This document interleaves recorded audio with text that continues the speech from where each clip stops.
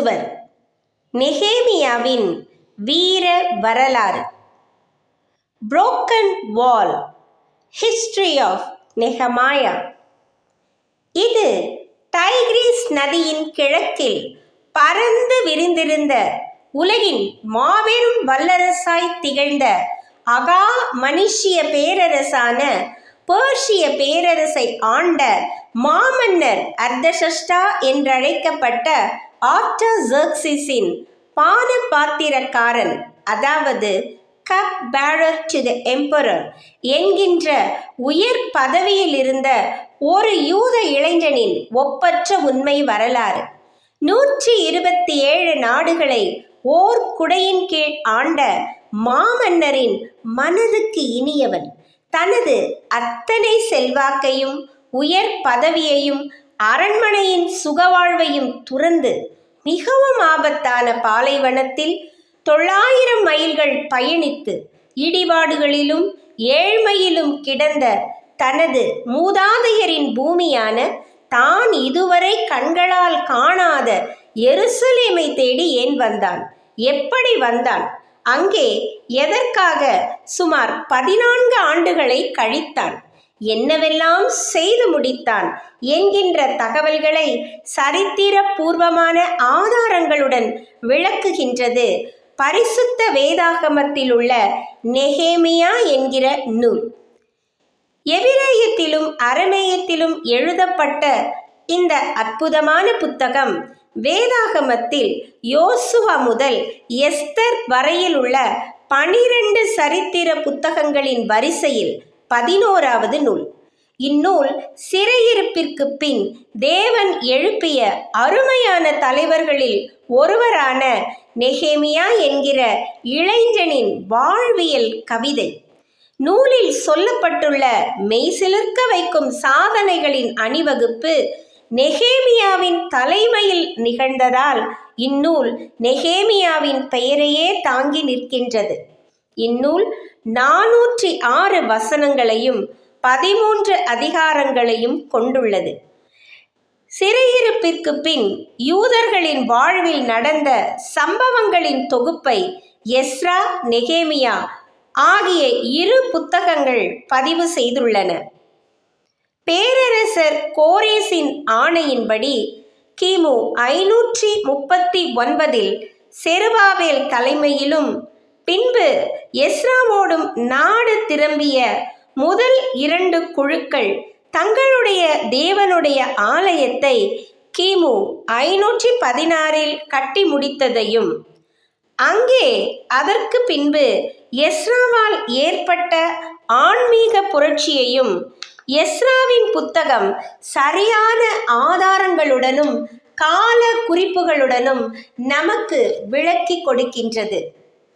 பாபிலோனிலிருந்து நெகேமியாவோடு புறப்பட்ட, அதாவது கிமு 444 புறப்பட்டு வந்த 3வது குழுவை பற்றியும் 52 நாட்களில் எருசலேமின் இடிபட்ட அலங்கத்தை கட்டி எழுப்பியதை குறித்தும் அதன் 10 வாசல்கள் கட்டப்பட்டு கதவுகள் பொருத்தப்பட்டதை குறித்தும் பின்னர் எஸ்ராவாலும் நெகேமியாவாலும் எருசலேமிலே நிகழ்ந்த சமூக சீர்திருத்தங்கள் பற்றியும் நெகேமியாவின் புத்தகம் நமக்கு விவரிக்கின்றது. இவ்விரண்டு நூல்களுமே மிக சிறப்பாய் தேவனது முத்திரை மோதிரமாய் செயல்பட்ட தகைசால் தலைவர்களை நம்முன் நன்மாதிரிகளாக முன்னிறுத்துகின்றன.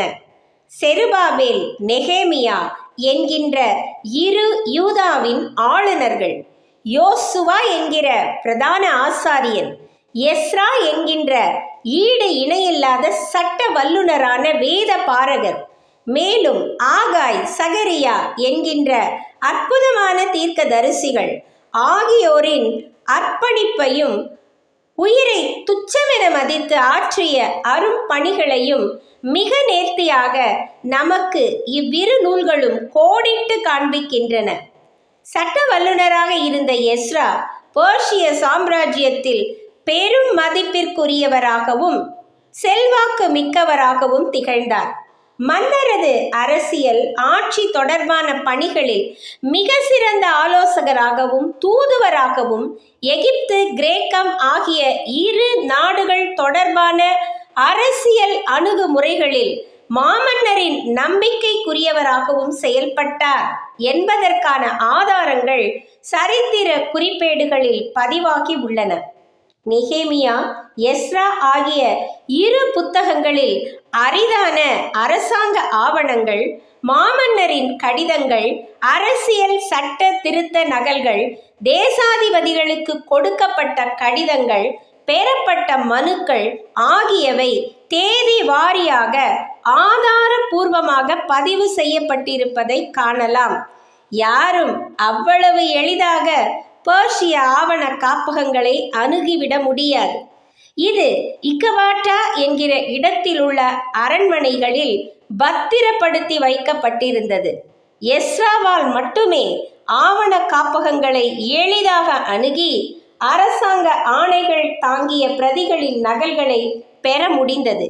எஸ்ரா இவைகளை தனது புத்தகங்களில் இணைத்துள்ளார். எஸ்ராவின் துல்லியமான பதிவுகள், கால குறிப்புகள் இப்புத்தகங்களின் நம்பகத்தன்மைக்கும் மெய்த்தன்மைக்கும் பேரடையாளமாக விளங்குகின்றன. முதலில் இவ்விரண்டு நூல்களும் ஒரே நூலாக தொகுக்கப்பட்டிருந்தது. இன்று வரை எபிரேயர்களின் வேத புத்தகத்தில் எஸ்ரா நெகேமியா ஒரே புத்தகமாக தான் இருக்கின்றது. ஆனால் பரிசுத்த வேதாகமம் என்கின்ற திருவிவிலியம் இரண்டையும் தனித்தனி புத்தகங்களாகவே கொண்டுள்ளது. இவ்விரு புத்தகங்களையும் நாளாகம புத்தகங்களையும் எழுதியது எஸ்ரா தான். எனினும் நெகேமியாவின் சரித்திரத்தை எழுதும் பொழுது எஸ்ரா நெகேமியாவின் நாள் குறிப்பேட்டை பயன்படுத்தி உள்ளார். அதில் தன்மை நிலையில் நெகேமியாவே கூறுவது போல் அமைந்துள்ள குறிப்புகளை மாற்றாமல் அப்படியே எஸ்ரா இணைத்துள்ளார். இந்த புத்தகத்தை எழுத எஸ்ராவிற்கு நெகேமியா உதவி இருக்கக்கூடும். எனவே நெகேமியா புத்தகத்தின் ஆக்கியோன் என்கிற வரிசையில் எஸ்ராவோடு நெகேமியாவும் இணைந்து கொள்ளுகிறார். இந்த புத்தகம் கிமு 430க்கும் 420க்கும் இடைப்பட்டுள்ள காலத்தில்தான் எழுதப்பட்டிருக்க வேண்டும். இந்நூல் கிமு 444 முதல் 432 வரை எருசலேமில் நிகழ்ந்த சம்பவங்களை ஆதாரபூர்வமாக விளக்குகின்றது. இதை குறித்ததான வரலாற்று குறிப்பொன்றை கவனிப்போம். The book of Nehemiah usually read together with the book of Ezra as one long book.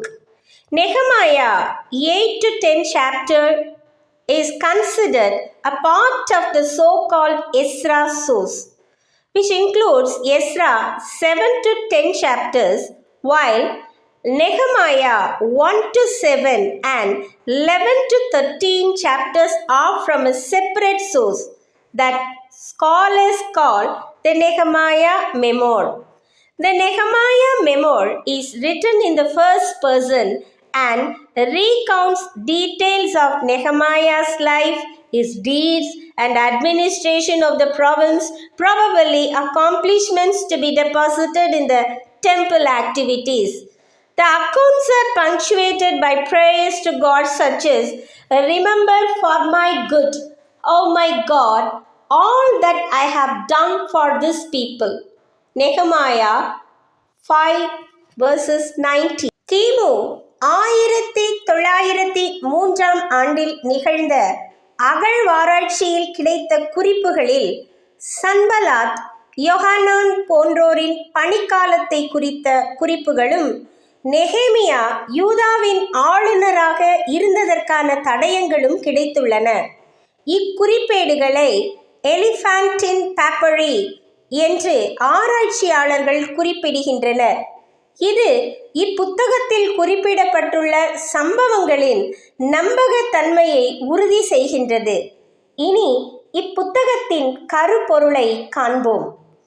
லட்சக்கணக்கான யூத மக்கள் மாக்களை போல் தங்கள் பூர்வீகத்தை மறந்து விதியை நொந்தபடி சிறுமையினாலும் தீங்கினாலும் சுடப்பட்ட ஆறாத ரணங்களுடன் ஆறுதலற்ற அடிமை வாழ்வென்னும் பெருங்கடலில் மீட்பை காணாது கரை தெரியாது தவிக்கையில் ஒருவன் மனதில் எப்படி புரட்சி தீ பற்றி பிடித்தது, எப்படி அவன் எதிர்ப்பை, ஏளனத்தை, கடுமையான அரசியல் சட்டங்களை, இருளின் வலிய வேலிகளை தகர்த்தெறிந்து தனி பெரும் தலைவனாய் எழுந்து 1 நூற்றாண்டுகளுக்கு மேலாய் தன் இனத்தின் மீது இருந்த பெரும் நிந்தையினை துடைத்து எறிந்தான்.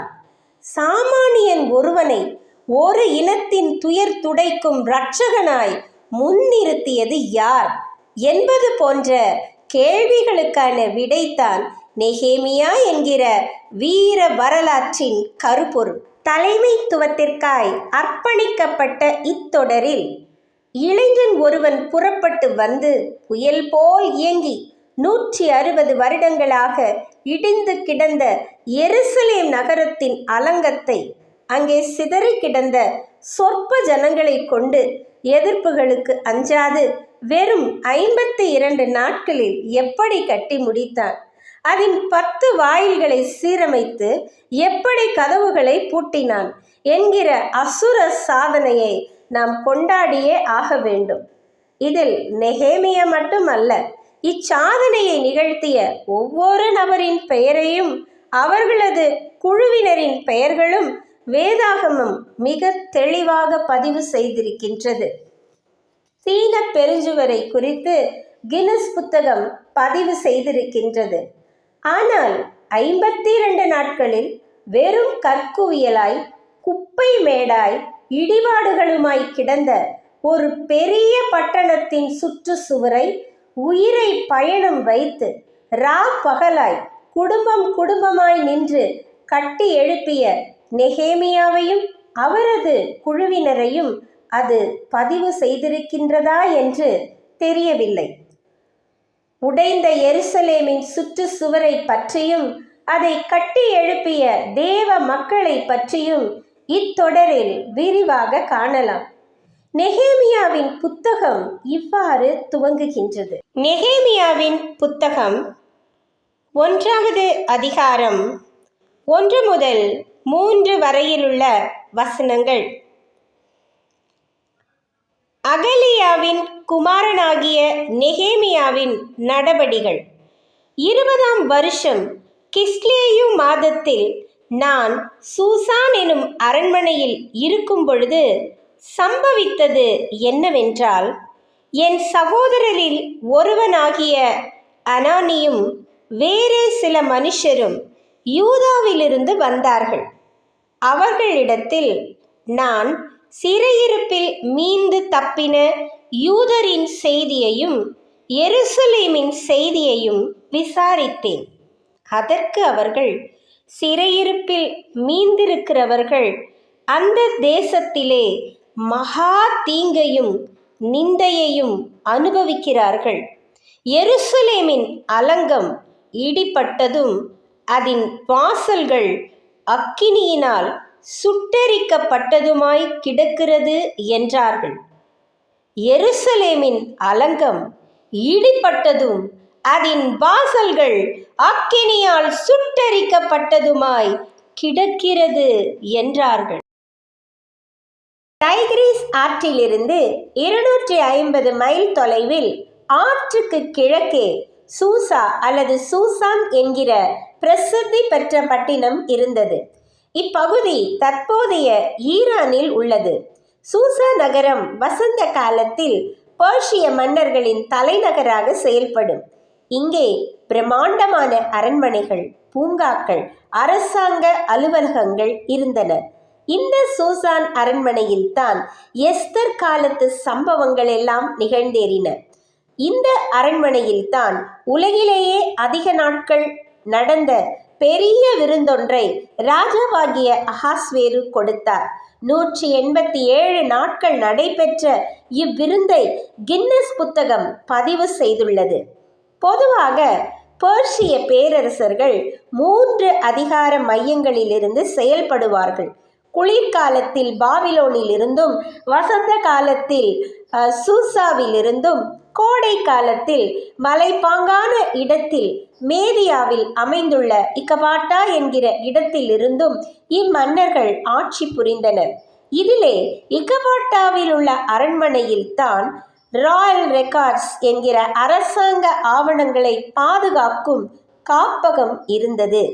கோரேசின் அறிக்கையை தரியு என்கிற டாரியஸ் மன்னன் கேட்ட பொழுது அதை இக்கபாட்டாவிலிருந்து தான் கண்டெடுத்து அனுப்பினார்கள். இந்த சூசா பட்டணம் கட்டப்பட்ட வருடம் கிமு 4200. இது பயனற்று போனது கிமு 1284. ஆனால் கிமு 4200 முதல் கிமு 1218 வரை இந்நகரம் பெரும் புகழுடனும் செல்வாக்குடனும் திகழ்ந்தது. தற்பொழுது இந்த நகரத்தை யுனெஸ்கோ உலக பாரம்பரிய களம் என்று அறிவித்துள்ளது.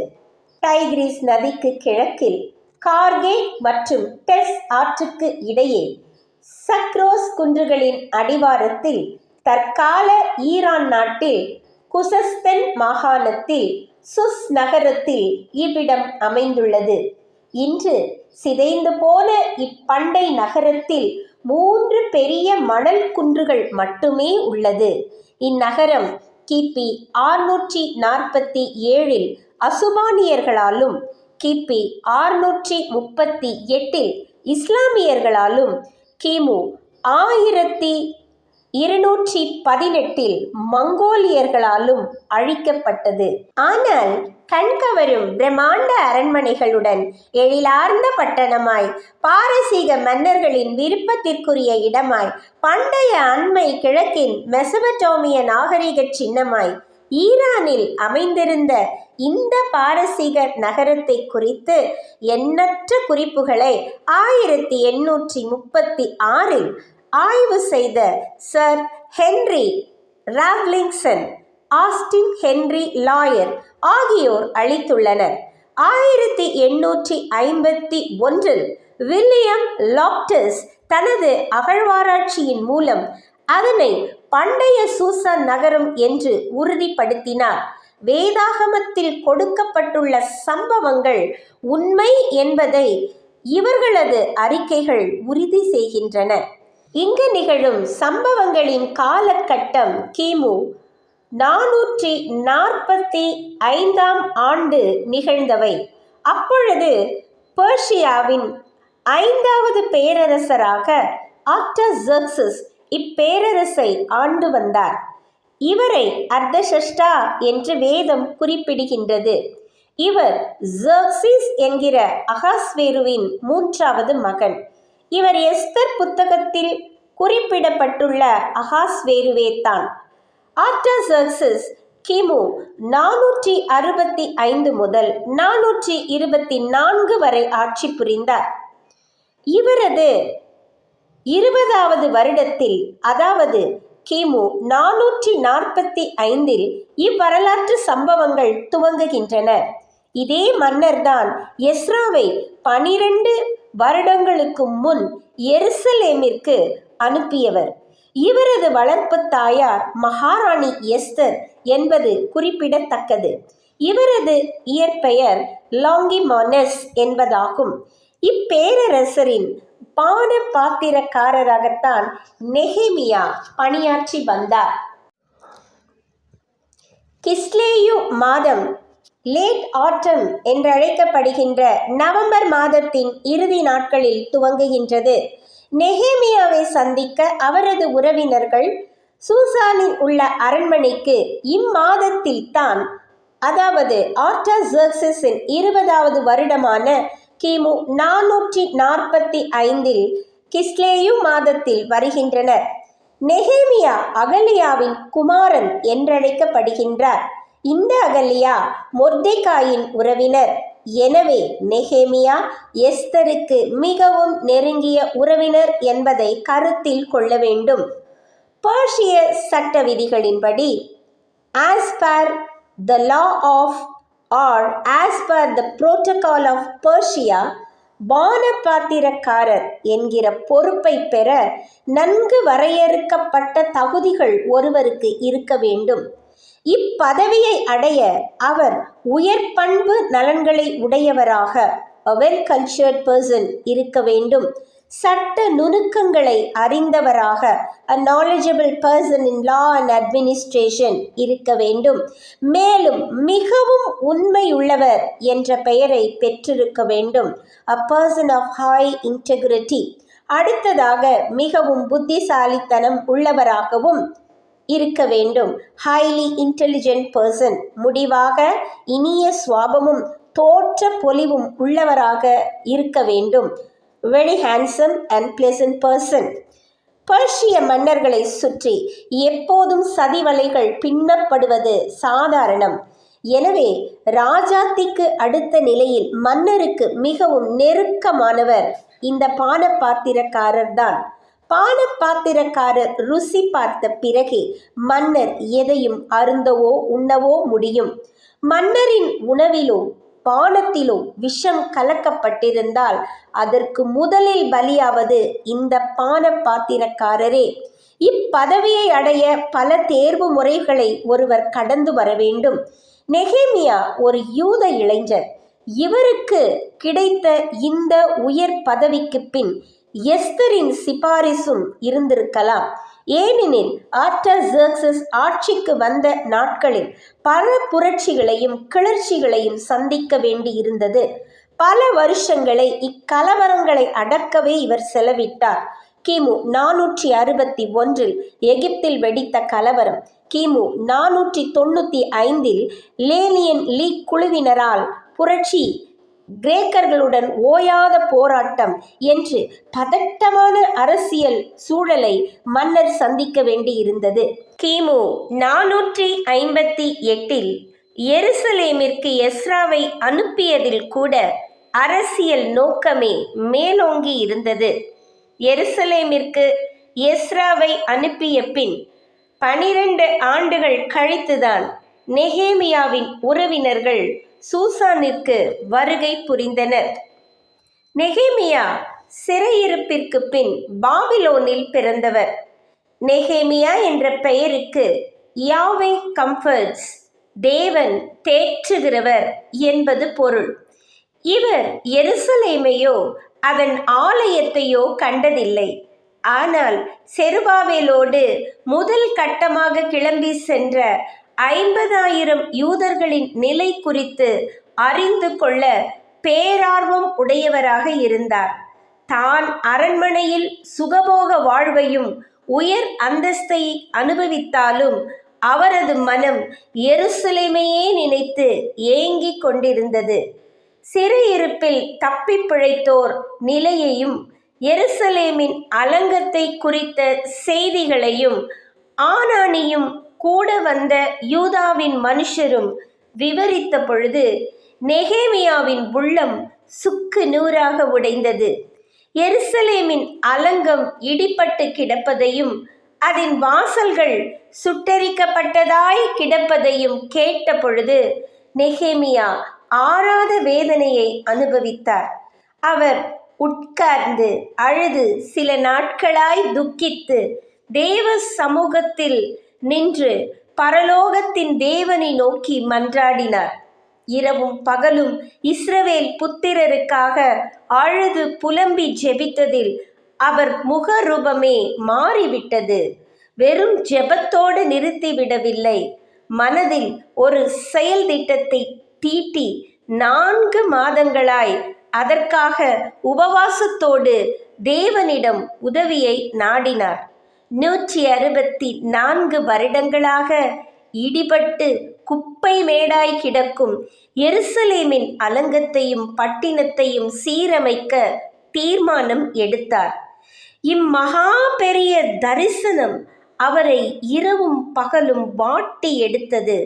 தனி ஒரு மனிதனாய் என்ன செய்துவிட முடியும் என்று அவர் பரிதவிக்கவில்லை. தனது நம்பிக்கையை அவர் தேவன் மீது வைத்தார். நெகேமியா தேவ சமூகத்தில் அற்புதமான ஜெபம் ஒன்றை செய்தார். அவர் ஒரு ஜெபிக்கும் மனிதராக இருந்ததால் தான் மகா பெரிய காரியங்களை செய்ய அவரால் முன்வர முடிந்தது. நெகேமியாவின் புத்தகத்தில் அவர் ஜெபிப்பதை குறித்த தகவல்கள் 11 முறை பதிவாகி உள்ளது. பரலோகத்தின் ராஜாதி ராஜனை அசைத்து விட்டால் இந்த பூலோக அரசர்களின் இருதயங்களை அவர் நீர்க்கால்களை திருப்புவது போல் திருப்பி விடுவார் என்கிற உண்மையை நெகேமியா நன்கு அறிந்திருந்தார். நெகேமியா ஏறெடுத்த அற்புதமான ஜெபம் ஒன்று நெகேமியா 1வது அதிகாரத்தில் பதிவாகி உள்ளது. அவர் எப்படிப்பட்டவர் என்பதற்கு அந்த ஒரு பிரார்த்தனையே ஓர் எடுத்துக்காட்டு. அன்று உடைந்து கிடந்த எருசலேமின் அலங்கத்தைப் போல நமது தேசத்தில் எத்தனை இடங்களில் கிறிஸ்தவ ஆலயங்கள், கிறிஸ்தவர்களின் வீடுகள் உடைத்து நொறுக்கப்பட்டு குப்பை மேடுகளாய் கிடப்பதை நாம் கண்களால் கண்டோம். எங்கள் ஆலயங்களை உடைக்கப் போகிறார்கள், எங்கள் வீடுகளை நொறுக்கப் போகிறார்கள் என்கிற கதறலை கேட்டோம். நமது வாட்ஸ்அப் முழுவதும் எத்தனையோ கிறிஸ்தவ மக்களின் உடைந்த வாழ்வும் சிதைந்த இருப்பிடங்களுமாய் நிரம்பி கிடந்ததே. எத்தனையோ வருஷங்களாய் பாடுபட்டு ஊழியங்களை கட்டி எழுப்பிய தேவ ஊழியர்களை, கடைகோடி இந்தியனுக்கும் சுவிசேஷத்தை கொண்டு சென்ற தேவ மனுஷர்களை இன்று துணிகரமாக தூஷிக்கிறார்கள். ஆண் பெண் பேதமின்றி மரியாதை குறைவாக விமர்சிக்கிறார்கள். இன்று சுவிசேஷ ஊழியங்கள் முடக்கப்பட்டு கிடக்கின்றன. நற்செய்தி அறிவிக்க ஆளில்லை. கூர் மழுங்கி முனை உடைந்து பயமும் பதற்றமுமாய் இருக்கின்ற இந்த நிலையை மாற்ற நெகேமியாக்கள் எழுந்து வருவார்களா? எழுந்து கட்ட விசுவாச மக்களை அழைப்பார்களா? திறப்பிலே நின்று நெகேமியாவைப் போல் தேவனை நோக்கி போராடி ஜெபிக்கும் ஒருவனை, அந்த ஒருத்தியை தான் தேவன் இன்று தேடிக் கொண்டிருக்கிறார். இனி நெகேமியா ஏறெடுத்த ஜெபத்தை கேட்போம்.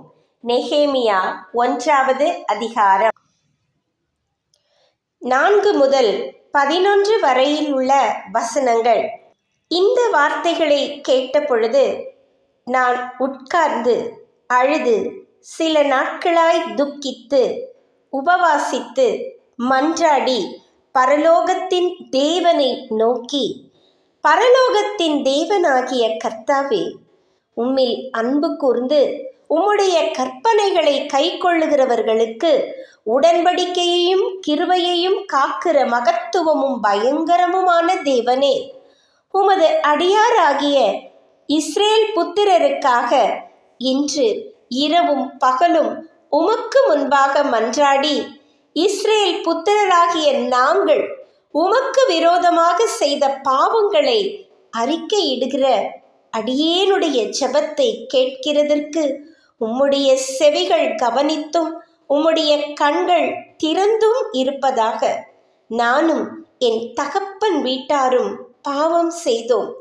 நாங்கள் உமக்கு முன்பாக மிகவும் கெட்டவர்களாய் நடந்தோம். நீ உம்முடைய தாசனாகிய மோசேக்கு கற்பித்த கற்பனைகளையும் கட்டளைகளையும் நியாயங்களையும் கைக்கொள்ளாதே போனோம். நீங்கள் கட்டளையை மீறினால் நான் உங்களை ஜாதிகளுக்குள்ளே சிதறடிப்பேன் என்றும், நீங்கள் என்னிடத்தில் திரும்பி என் கற்பனைகளை கைக்கொண்டு அவைகளின்படி செய்வீர்களானால் உங்களில் தள்ளுண்டு போனவர்கள் வானத்தின் கடையாந்தரத்தில் இருந்தாலும் நான் அங்கே இருந்து அவர்களை சேர்த்து என் நாமம் விளங்கும்படி நான் தெரிந்து கொண்ட ஸ்தலத்திற்கு அவர்களை கொண்டு வருவேன் என்றும் தேவரீர் உம்முடைய தாசனாகிய மோசேக்கு கட்டளையிட்ட வார்த்தைகளை நினைத்தருளும். தேவரீர் உமது மகா வல்லமையினாலும் உமது பலத்த கரத்தினாலும் மீட்டு கொண்ட உமது அடியாரும் உமது ஜனங்களும் இவர்கள்தானே. ஆண்டவரே, உமது அடியானின் ஜெபத்தையும் உமது நாமத்திற்கு பயப்பட வேண்டும் என்று விரும்புகிற உமது அடியாரின் ஜெபத்தையும் உம்முடைய செவிகள் கவனித்திருப்பதாக. இன்றைக்கு உமது அடியானுக்கு காரியத்தை கைகூடி வரப்பண்ணி இந்த மனுஷனுக்கு முன்பாக எனக்கு இரக்கம் கிடைக்க பண்ணி அருளும் என்று பிரார்த்தித்தேன். நான் ராஜாவிற்கு பான பாத்திரக்காரனாய் இருந்தேன். 4 மாதங்கள் கழிந்து விட்டது.